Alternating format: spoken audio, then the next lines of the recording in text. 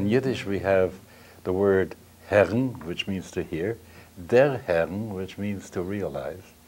And it's the hearing, the realization. But I want to say something else about all this spiritual stuff. Sometimes people come and they tell me about what they do in meditation and so on. And I feel that they're putting themselves into a kind of bubble, separating out from everything around them, but not doing this in the presence of God. That sense that into my awareness, into my mind, that I'm transparent to be seen by God, that's also important. That if I don't see myself in the view of God, then whatever I'm going to do is still going to be ego-enhancing and not that which has to do with spirit. So I feel that's another very important part. So you might say there is hearing and being seen. And the Hebrew word for being seen and the word to have fear of God, which is the beginning of wisdom, is related. To know that I'm being seen. The startle reflex. All of a sudden I realize that I'm not alone. Yes.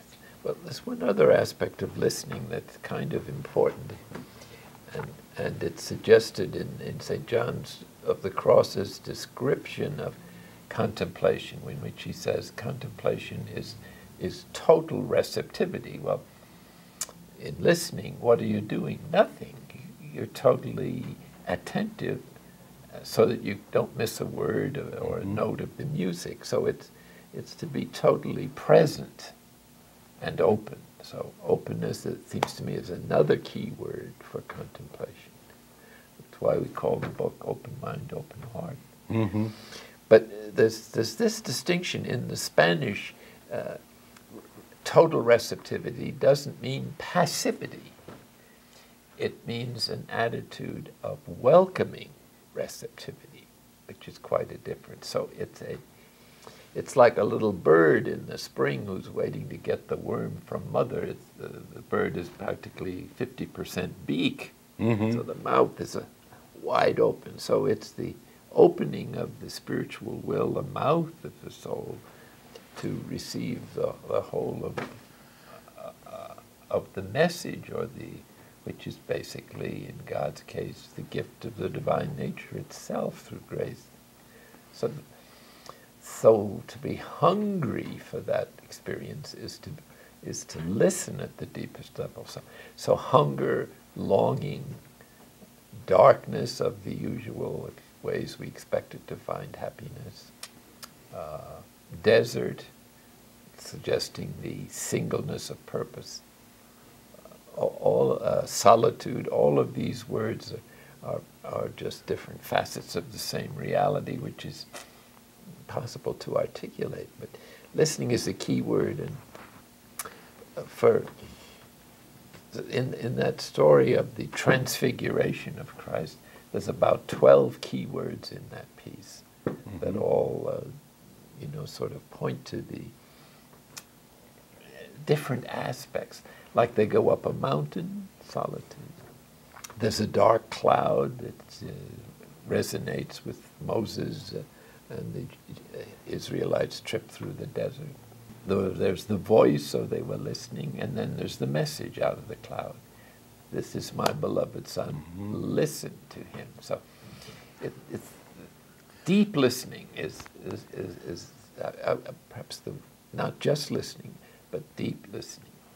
We were talking before about the issue of the kiss. Yes.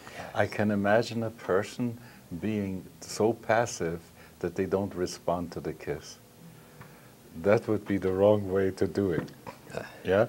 And when you are saying that you're ready, you're kissing back, as it were, that's one of those ways of talking about listening. Very true. And the only thing is, I don't think there's much danger in a kiss from God. Uh-huh. There's no chance of not responding to that. I don't think so. But it's true, it's a hazard. There's another element that has to do with, well, let's go to decossade. Sometimes people get to be so quietistic that they don't respond. And when you look at the word of listening, It is connected in Hebrew with obeying. Speak, for thy servant listens. Yes. Has to do, I will listen to your command, I will do it. A willingness not only to receive what comes, but to act on that. I think that's the word. I can see that that's your preoccupation with this issue of listening and some of the other issues. You want to make sure there's some response that couldn't be more accurate and important to consideration. So that's why in the centering prayer practice, we don't only recommend having the intention of being open to God, but to consent, which is to put it into practice by appropriate sitting there and directing one's attention to the divine presence. And all that represents those four worlds and the four interpretations that you find of Bible, you know, beginning with the simple and the allegorical. The interconnectedness of everything is what science is discovering, which is the basic instinct or insight of the mystics. There's this wonderful sentence that says, still in old age, they will be as juicy in the courts of the Lord, like a palm tree or like a cedar in Lebanon. I see. So may this be our blessing, that we will see good yet to happen in the world, that all the concerns we have at this time, that God will send down blessing for good government and bring us closer to a messianic age. Yes. I receive your blessing. Okay.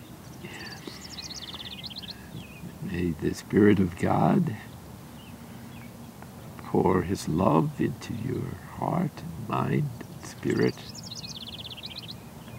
and fill you with the wisdom to bring that love to the elderly, as you're doing in your wonderful ministry for the aging, and to continue to inspire young rabbis with the mystical tradition of the Bible and the Jewish religion. And may He grant you many more years, and especially the ultimate transformation into perfect love. Amen. Amen. Amen. Okay. That was worth the whole business.